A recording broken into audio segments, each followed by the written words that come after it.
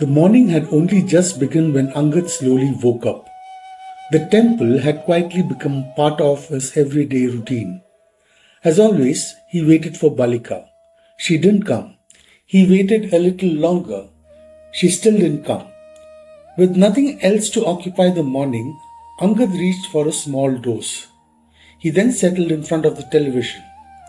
An old Bengali film was playing. Before long, its story had quietly drawn him in. Then, the soft jingle of anklets gently interrupted the silence. Angad looked up. Balika stood near the entrance. A new pair of silver anklets shimmered around her ankles. She had bought them from the small shop near the temple they had once visited together. Angad recognized them immediately. He had intended to buy those very anklets for her. Somewhere amidst the confusion of his days, the thought had quietly slipped away. Now he found himself looking at them much longer than he realized. Balika noticed. The smile on her face said enough.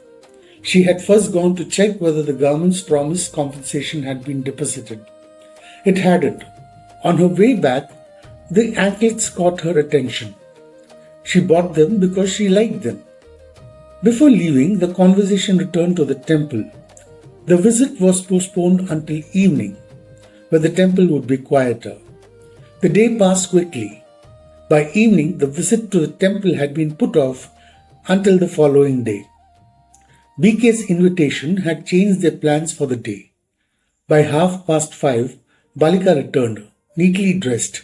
Angad too had taken unusual care with his appearance.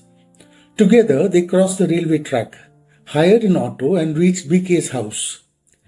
BK was already waiting in the courtyard. The moment he noticed Angad, he welcomed him inside. Angad opened the gate, looked back briefly, then walked towards BK. The conversation began naturally. When Angad referred to we, BK casually asked whom he meant. Almost instinctively, Angad turned towards the gate. Balika wasn't there.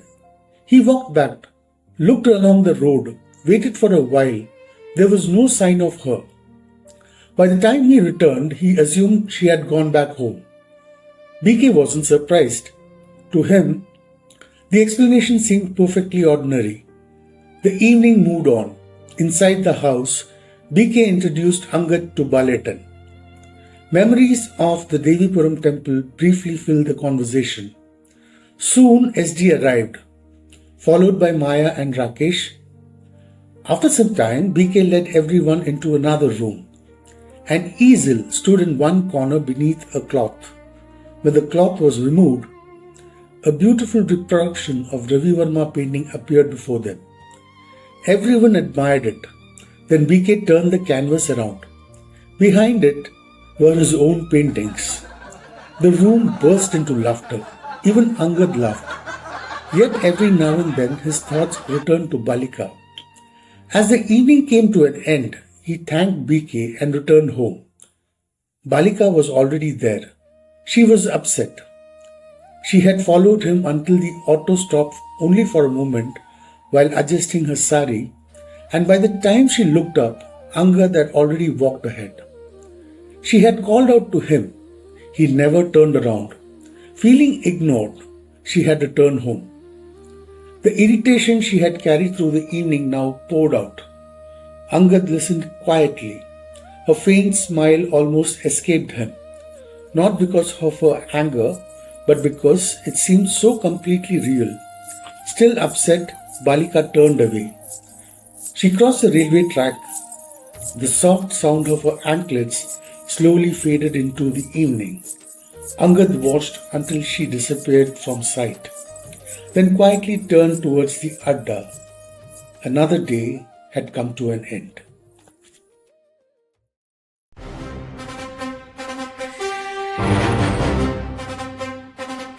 Where stories begin.